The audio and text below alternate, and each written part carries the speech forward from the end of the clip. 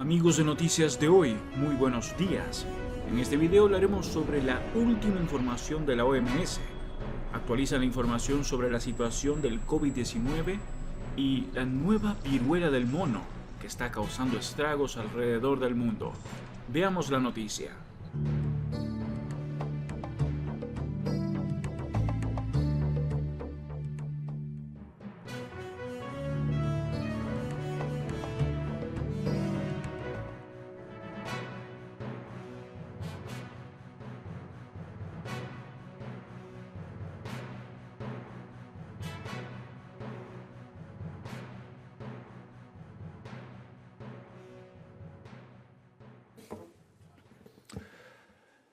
Warm greetings from Saludos de la calurosa ciudad de Ginebra. Comenzamos nuestra rueda de prensa sobre COVID-19 y otras emergencias sanitarias de la OMS. Contamos con nuestro panel de asesores y contamos también con el privilegio de contar con diferentes miembros del Consejo de la OMS que les presentarán a todos ustedes el primer informe centrado en la potenciación de la investigación de genómica. Le daré la palabra al director general de la OMS para informarnos al respecto y tomar preguntas de la prensa. Quiero anunciarles también quién está presente en la sala. Contamos con la doctora Soumya Swaminathan, directora científica. La doctora Maria Van Kerkhove, directora técnica de la OMS para responder al coronavirus, el doctor Mike Ryan, director del programa de emergencias de la OMS, y en línea contamos con el doctor Bruce Aylward, asesor de alto rango, el director general. Y es también el responsable del Acelerador Act. Tal vez durante la reunión se unan a nosotros otros colegas. Antes de darle la palabra al doctor Tedros, queremos indicarles a los periodistas que tengan preguntas sobre el informe que presentaremos. Me gustaría pedirles que, además de levantar la mano de forma virtual, nos lo indiquen en la zona de chat para poder darle prelación según sus preguntas. Ahora le doy la palabra al doctor Tedros para sus palabras de introducción. Muchas gracias, Tariq. Buenos días, buenas tardes, buenas noches a todos ustedes. Me preocupa que los casos de COVID-19 sigan aumentando, lo que aumenta la presión en sistemas y trabajadores sanitarios bajo tensión, y me preocupa también que sigan las muertes en una tendencia al alza. El Comité de Emergencias de COVID-19 se reunió el viernes pasado y llegó a la conclusión de que el virus sigue siendo una emergencia pública, una emergencia sanitaria de preocupación internacional. El comité insistió en su preocupación sobre diferentes desafíos interconectados. Primero, los subvariantes de Omicron como el BA4 y el BA5 siguen generando olas de casos, hospitalizaciones y muerte alrededor del mundo. Segundo, la vigilancia ha sido reducida de forma significativa, incluyendo las pruebas y la secuenciación, lo que hace más difícil poder evaluar el impacto real de los variantes y la transmisión, las características de la enfermedad y la efectividad, la eficiencia de las contramedidas. Tercero, los diagnósticos, los tratamientos y las vacunas no se están desplegando de forma eficaz. El virus corre a sus anchas en países y no se ha logrado gestionar la carga de la enfermedad basándose en la capacidad en términos de hospitalización y casos agudos, y además el aumento de personas que demuestran COVID largo aumentan. Finalmente, existe una desconexión mayor entre la percepción del riesgo del riesgo de COVID-19 entre la comunidad científica, los líderes políticos y el público en general. Esto se debe a un problema de comunicación y de consolidación de la confianza en las diferentes herramientas sanitarias.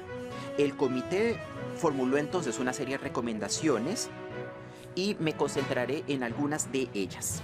Las nuevas olas del virus demuestran una vez más que la COVID-19 no termina. Como el virus sigue avanzando, debemos responder. Nos encontramos en una mejor posición ahora que al inicio de la pandemia. Claro está, hemos logrado avanzar, hemos logrado contar con herramientas efectivas que nos ayudan a evitar las infecciones, las hospitalizaciones y las muertes. Sin embargo, no debemos darlas por sentadas. Como se reúna los ministros de finanzas del G20 la próxima semana, será crítico que los gobiernos alrededor del mundo sigan financiando la OMS y el Acelerador Act para garantizar un acceso equitativo a las herramientas sanitarias. Como la transmisión y las hospitalizaciones sigan al alza, los gobiernos también deben desplegar diferentes medidas que ya han hecho sus pruebas, como el uso de mascarillas y de protocolos de ventilación. Insto a los gobiernos para que adapten de forma periódica sus medidas contra la COVID-19 basándose en los nuevos variantes que pueden aparecer y en la información epidemiológica. Los gobiernos deben también seguir aunando esfuerzos para revertir la baja de vigilancia de pruebas de secuenciación.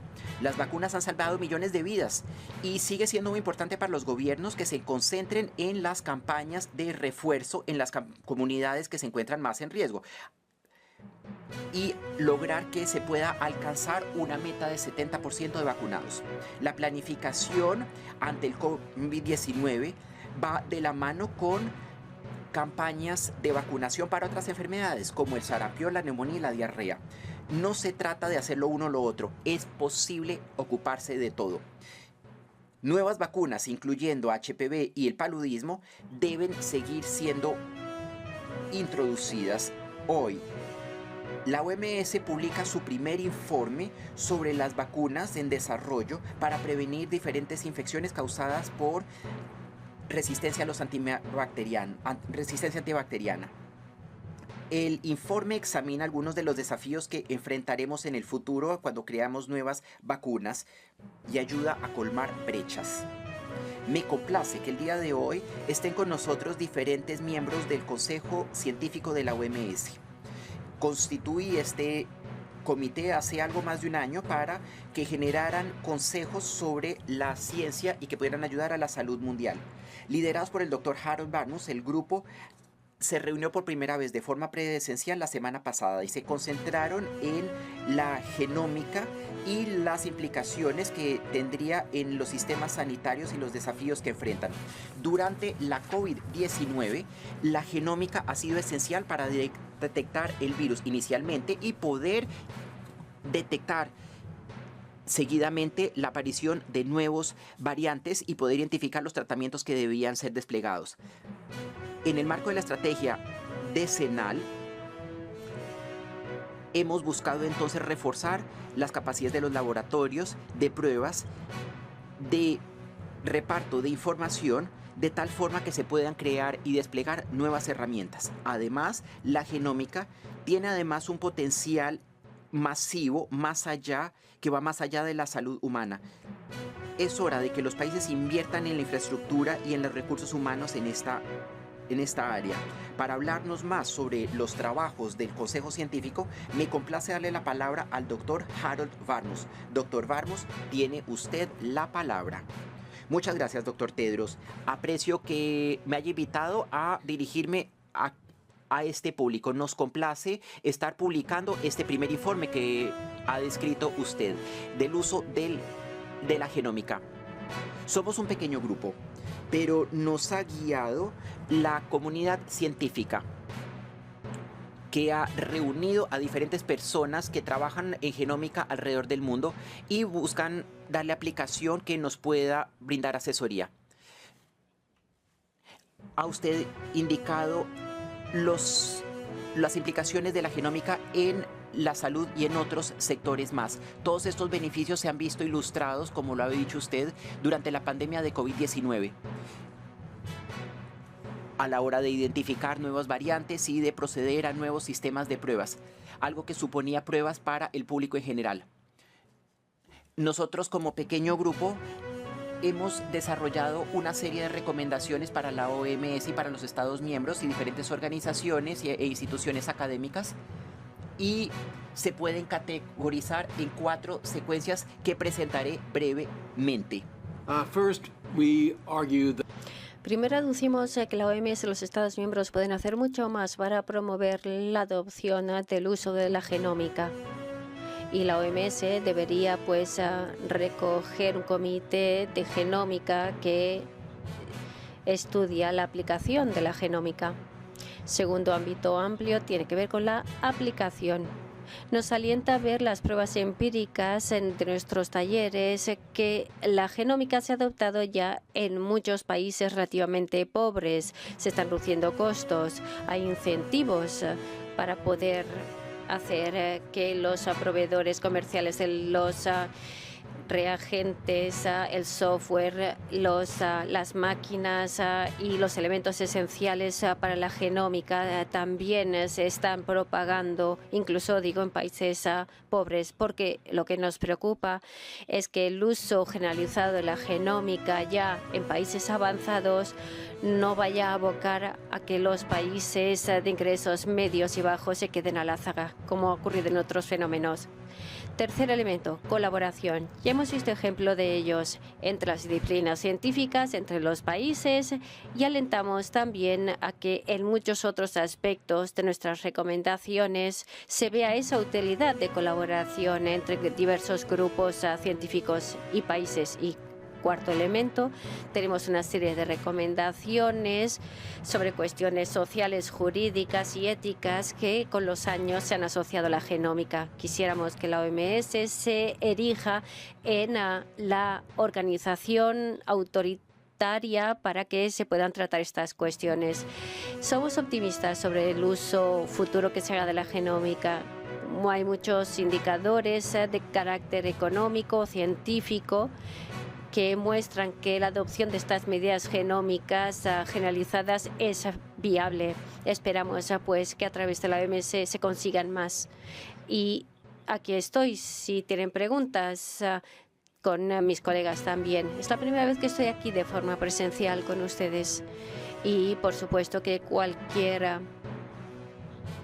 pregunta o información que puedan dar sobre también el comunicado de prensa que divulgaremos sobre nuestra organización, lo agradeceríamos. Gracias al doctor Barmus por sus recomendaciones. No podría estar yo más de acuerdo sobre la importancia que reviste aumentar la secuenciación genómica en todo el mundo y también que se necesitan suficientes bioanálisis para contar con la formación sobre la secuenciación. Pasando a la viruela del mono, ahora son 9.200 casos en 63 países. El Comité de Emergencia para la Viruela del Mono se volverá a reunir la próxima semana, estudiando las tendencias, contramedidas eficaces y qué recomendaciones se pueden hacer para ver qué pueden hacer los países y comunidades y poner coto así el brote. Entre tanto, el enfoque multifacético sigue avanzando. Por ejemplo, la OMS, en primer lugar, está colaborando estrechamente con la sociedad civil y con la comunidad LGTBIQ+, sobre todo para acabar con el estigma sobre el virus y para propagar información para que la gente siga segura. Segundo, la OMS sigue colaborando con los países y fabricantes de vacunas para coordinar la distribución de vacunas ahí donde escasean. Tres, la OMS sigue colaborando con países y expertos para que se avance en la investigación del desarrollo. El domingo y el lunes, el Instituto Nacional para la Investigación Biomédica de la República Democrática del Congo, el Instituto Nacional de Investigación de Salud y Medicina y el Instituto Nacional sobre Enfermedades Infecciosas y Alergias, en colaboración con la OMS, convocaron a investigadores y expertos para los ensayos mundiales en contra de la viruela del mono. En efecto, debemos acabar a través de este protocolo COR con la transmisión, con un rastreo de los contactos y para asistir a las personas que se encuentran en aislamiento. En Ghana, en la actualidad, hay 2 casos sospechosos de la enfermedad Marburg. Ghana está en la actualidad enviando muestras de estos casos al Instituto Pasteur de Dakar, en Canadá, para su verificación. Y a la vez, el Ministerio de Sanidad ha establecido medidas de precaución para los rastreos, dando toda esta información a la OMS, la cual les apoya. Por último, sobre Siria, la renovación de la resolución del Consejo de Seguridad de las Naciones Unidas sobre las operaciones transfronterizas en el noroeste de Siria es muy acertada. Son buenas noticias, puesto que 4,5 millones de sirios dependen de esa ayuda humanitaria. La OMS y sus asociados seguirán aportando estos suministros que salvan vidas para la salud de la población tan vulnerable. 80% de ellos son mujeres y niños. Gracias al Consejo de Seguridad por proteger y garantizar esta operación vital al servicio de civiles para evitar el corte prácticamente completo de esta ayuda vital. Tariq, le devuelvo la palabra. Muchísimas gracias, doctor Tedros y doctor Varmus, por esta introducción que hemos mostrado a través del informe y que acompañará también el comunicado de prensa. Como ha dicho el doctor Varmus, los miembros del Consejo de Emergencia están deseosos de intervenir ante los medios de comunicación cuando estos lo deseen. Pasamos ya a las preguntas. Erin Prata, de Forbes. Adelante, Erin. De Fortune, se corrige Tariq. Adelante, Erin. Tiene la palabra. Sí, muchísimas gracias. Tengo la curiosidad sobre la subvariante BA275. ¿Qué niveles se observan en la actualidad y cuáles son las repercusiones? ¿Qué sabemos de esta mutación? Gracias. Muchísimas gracias por la pregunta, dice la doctora Van Kerkhove. BA275 es uno de los Omicron que estamos vigilando a nivel mundial. Todos los sublinajes de Omicron se caracterizan como una variante de preocupación. Eso quiero recalcarlo. Nuestra capacidad para hacer el rastreo depende de la vigilancia que se lleva a cabo para los virus COVID, las secuencias, las pruebas que se están llevando a cabo y también los resultados compartidos para que la comunidad científica lo pueda evaluar. Y en concreto, para la variante BA275 tenemos pocas secuencias hasta ahora, menos de 200 de unos 40 países. Y muchas de estas secuencias han sido, en efecto, divulgadas desde India. Y las primeras informaciones será de mayo de este año. Comportamiento de este virus. Nuestro conocimiento al respecto es bastante limitado porque, como digo, las secuencias de que disponemos son pocas. Aprovecho la ocasión para decir que, como está de actualidad esta cuestión en el marco de la COVID-19 y también de lo que hemos venido tratando ya unos años en el Comité de Emergencia, es importante las secuenciación y el análisis de estas secuencias. A nivel mundial, la OMS quiere evaluar todo ello. Y si se está reduciendo, eso es porque también la vigilancia se está reduciendo. Es importante que las actividades de vigilancia, sin embargo, se mantengan. Es más, que se afiancen, se integre también la vigilancia de la SARS-CoV con otros patógenos para poder hacer el rastreo de las variantes antiguas y nuevas. Y a medida que recibamos más información con respecto al BA275, las divulgaremos. Pero en cualquier caso, lo que queremos ver es las características de la transmisión, características de la gravedad, si el sublinaje o subvariante es más grave o no, y también la posibilidad de inmunología y de otras intervenciones para ver si funcionan o no. Y les digo, siguen funcionando con todos los sublinajes de Omicron. Es importantísimo no solo que siga la vigilancia, sino la vacunación también, porque las vacunas protegen sobremanera contra este tipo de enfermedades de la COVID-19. Son eficaces, evitan no solo la enfermedad y la muerte, sino también incluso la hospitalización. Debemos recibir pues esas vacunas en todos los lugares del mundo, sobre todo para los que corren más los riesgos, mayores de 60 o que tienen también alguna inmunodeficiencia, y esto en todos los países del mundo. Gracias, doctora Parkenkov. Siguiente pregunta, Wall Street Journal. Denise, adelante. Por favor, active su micrófono.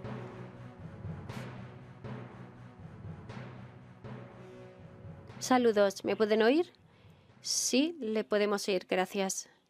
Mi pregunta es sobre la distribución de la vacuna para la viruela del mono. Entendido que la capacidad de fabricación hace que haya ya bastante suministro, procedente sobre todo de Estados Unidos a través de fabricantes contractuales. ¿Qué medidas está pidiendo la OMS para que las vacunas estén a disposición de todos? ¿Acaso pide que Estados Unidos divulgue más estas vacunas?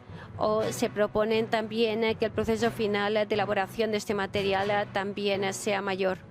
Gracias. Doctora Reson Luis, que está en línea en videoconexión, por favor, adelante.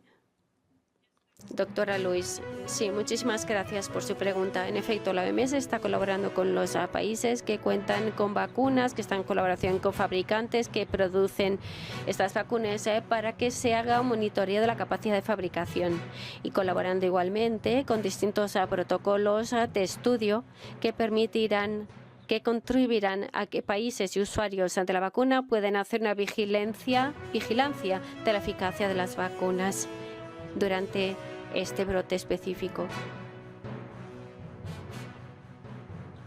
Muchas gracias, doctora Luis. Siguiente pregunta. Jennifer Rigby, de Reuters.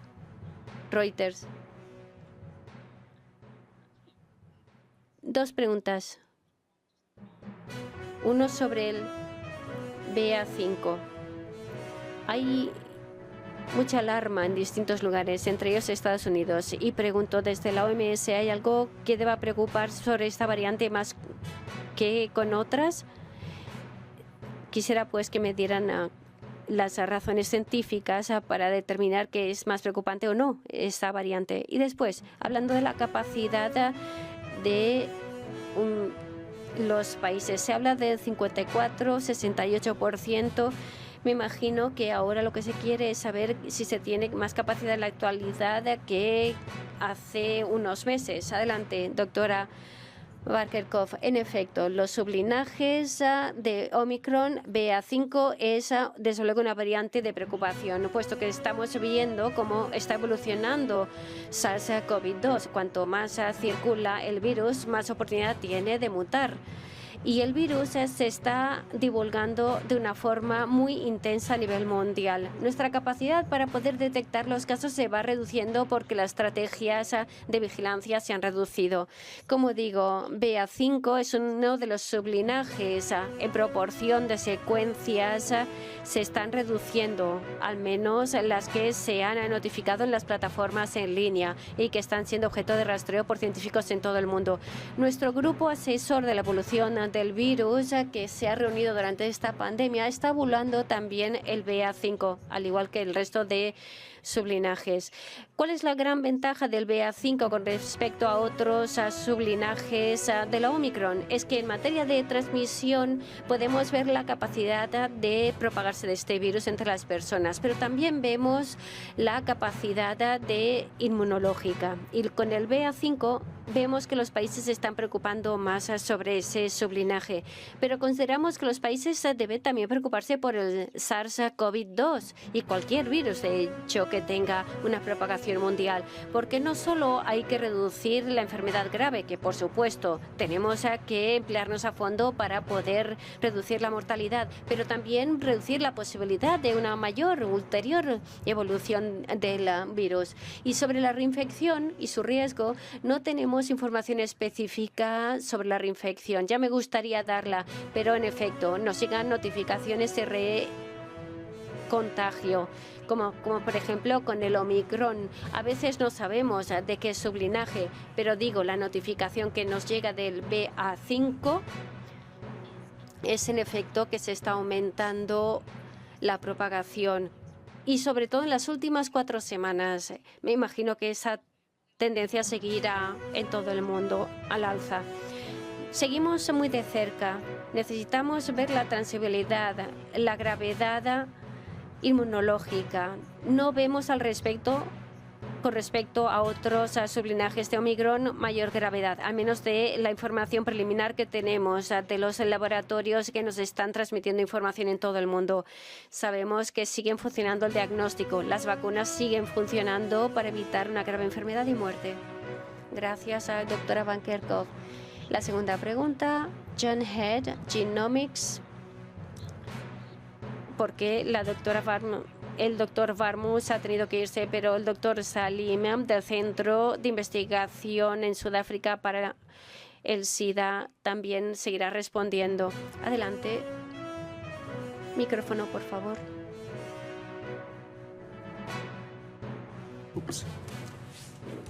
Thank you very much. Muchísimas gracias por esa pregunta. Si nos fijamos en la capacidad que tienen los países para acometer una investigación en genómica, sistemáticamente vemos que una ampliación que se hace sobre todo al principio países pobres por la VIH y el SIDA, pero ahora también por la COVID-19 hace en efecto que la capacidad de estos países está aumentando. Con respecto a la genómica, lo importante es que podemos ver que hay una aplicación muy generalizada en todo el mundo y en distintos ámbitos. Vigilancia para distintas variantes, COVID-19, pero además con facilidad se podría ampliar a incluir enfermedades como la gripe y bueno, otras distintas enfermedades. Prevemos pues que la genómica, en lugar de volver simplemente a la capacidad de la COVID-19, vemos que sigue ampliando su uso en distintas enfermedades. Gracias. Muchísimas gracias, doctora, por su aclaración. Y a continuación pasamos a la siguiente pregunta. Ari Daniel, de MPR, tiene la palabra. Muchísimas gracias. Sí. Le preguntaba yo sobre el comité de emergencia, sobre la viruela del mono que se va a celebrar en breve. El doctor Tedros hablaba más de ello. ¿Nos podría indicar un tanto qué se va a tratar en esa reunión o cuál es la situación actual con respecto a cuál era la situación reinante en la última reunión y si esas novedades que se dan en la viruela del mono se van a seguir acelerando?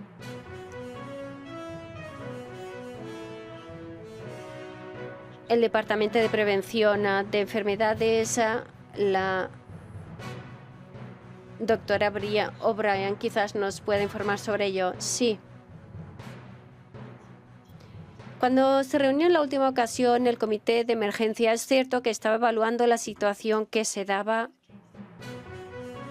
en ese momento, en el tiempo de la reunión, pero es verdad que la situación de la viruela del mono ha ido evolucionando y, como ha dicho el doctor, los casos aumentan y también nuevas geografías se ven afectadas.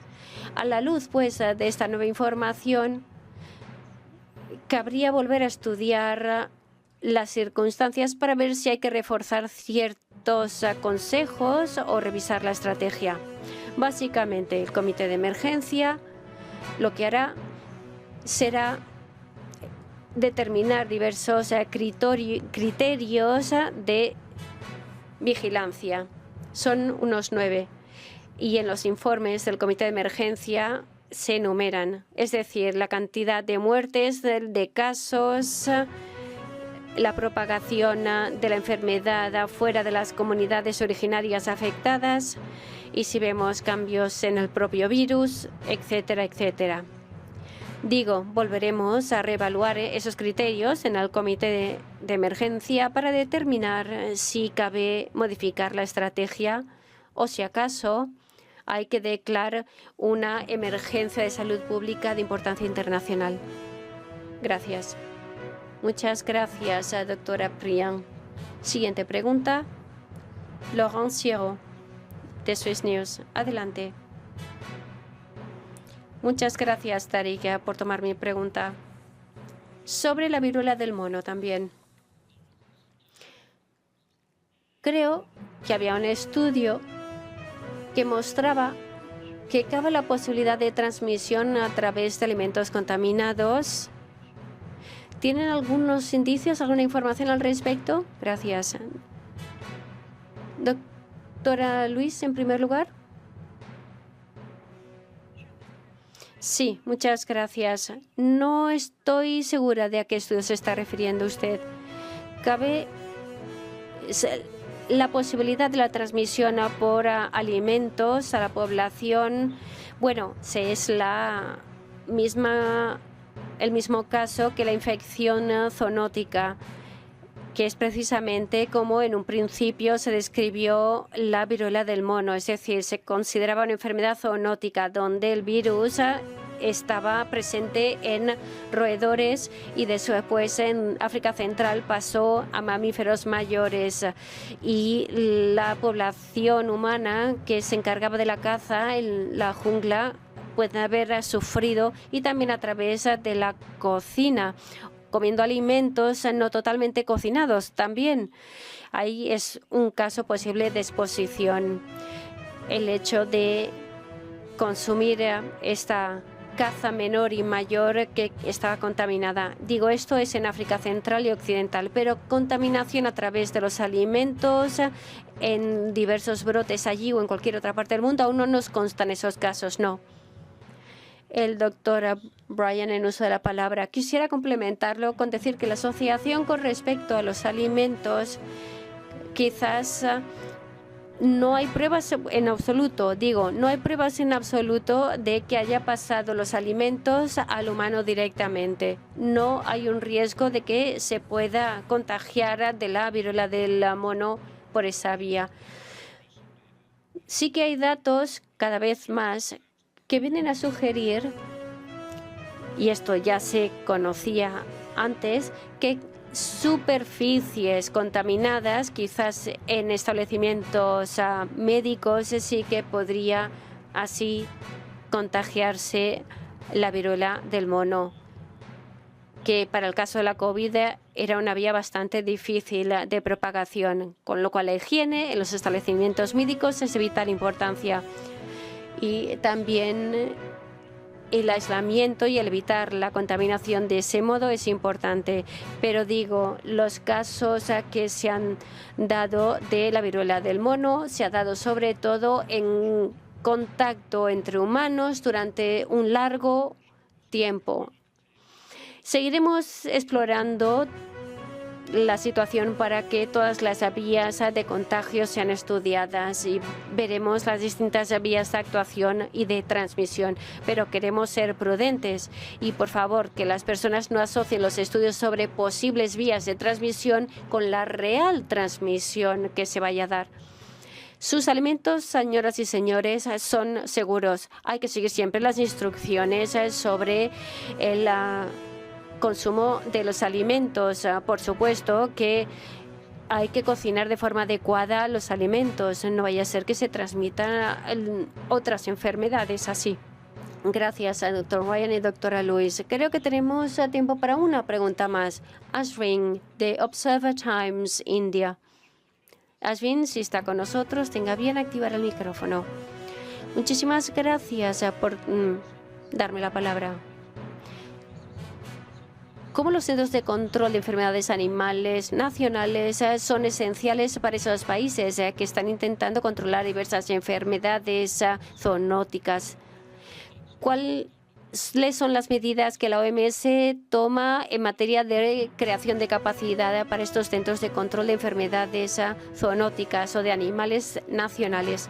Gracias. Pregunta interesante. Centros nacionales de control de enfermedades animales. Doctora Van Kerkhove, sí, puedo arrancar yo, otros me complementarán. Hay estudios sobre la zoonosis en este enfoque de una única salud de la OMS. Concepto nada nuevo.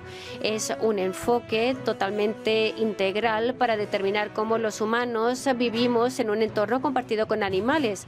Importante para comprender no solo el buen manejo de alimentos, pero quizás los efectos dominó que puede tener de transmisión de patógenos de animales a humanos y viceversa, de humanos a animales. Estamos colaborando estrechamente con los colegas de la FAO y de las Naciones Unidas y la OIE, que ahora tiene una nueva sigla. La que son distintos organismos encargados de las zoonotias, además de los entornos ambientales, para que se puedan ver cuáles son las rutas de la fauna, las personas que se encargan de la cría, el comercio, transporte de animales. Existen muchos patógenos bien conocidos, zoonóticos, que ha pasado de los animales a los humanos, con potencial pandémico o epidémico, y estamos intentando hacer la cartografía vírica para mejorar la capacidad. Eso pasa por vigilancia en comunidades y en granjas, igual que mejorar la capacidad de detección de los laboratorios en todo el mundo, para ayudar no solo a los laboratorios humanos, sino laboratorios de todo tipo en todo el mundo, para que así se extraigan las muestras adecuadas, para que también se tengan las instalaciones en laboratorio adecuadas para detectar los viejos y los nuevos patógenos y la secuenciación. O sea, la clave para generar capacidad es que nos empleemos muy a fondo en todo el mundo, centrándonos en mejorar la capacidad de secuenciación. Ya se ha dado mucho de esto y, en efecto, debemos centrarnos, la OMS y otros organismos asociados, en esta estrategia de 10 años para mejorar la secuenciación genómica para patógenos con potencial epidémico y pandémico. Empeño esto para que la atención y las capacidades de evaluación en animales y humanos se mantenga. En esta alianza colaboramos con el Ministerio de Sanidad, con Ministerios de Agricultura, de Medio Ambiente, ello en todos los sectores, para que así tengamos ese enfoque de una única salud en el conocimiento de estos patógenos. Y lo hemos venido haciendo así, pero la labor continúa. Cada vez que detectamos un nuevo patógeno o un brote o una prevención de brote, nuestra labor no para ahí, no. Necesitamos una inversión, una alimentación de este proceso constantemente. Gracias por su pregunta. Es importante que destaquemos también la labor que realizan nuestros colaboradores en el sector animal, puesto que tienen las estructuras, conocimientos y la fuerza de trabajo necesaria. En efecto, muchos veterinarios que están trabajando in situ, observando los cambios, por ejemplo, la mortalidad animal, para decir: esto es un tanto inusual. Vamos a ver si por nuestra parte podemos determinar si es una enfermedad o no. Y también en alianza con, en efecto, los colaboradores en el mundo animal es fundamental para la OMS. Y hablando de las alianzas, dice el doctor Ryan, con la OIE, la FAO y otros, y el Programa Mundial de Alimentos. Esa colaboración es muy importante y también se están incorporando otros grandes organismos como parte de nuestra iniciativa Una Única Salud, para que así nos vaya mejor. Pero además, con los años, la OMS está colaborando con la Organización Internacional de la Reglamentación y con comités específicos. Y en materia de salud humana es muy importante tener en cuenta lo que se está haciendo, y además la Organización Internacional de las Epizoonotias, es muy importante ver que en esta colaboración con ellos también la hemos ampliado ahora a la FAO para tender puentes en todos los continentes del mundo. Equipos de veterinarios, equipos de salud pública a nivel nacional, subnacional, colaboran precisamente para eso, para determinar que ambos sistemas puedan colaborar. Es una cuestión práctica. Mucho podemos decir sobre la importancia de esa colaboración, sobre la necesaria ciencia y vigilancia, pero si esos dos servicios, incluso a nivel nacional, colaboran desde las bases, desde las comunidades y de ahí arriba para la normativa internacional, no nos irá bien. Y nos estamos empleando muy a fondo. Entendemos los cambios que ha mencionado brevemente María, pero desde luego estamos volcados en este empeño con estas organizaciones. Eso es todo por ahora. No olviden comentar y suscribirse. Hasta el próximo video.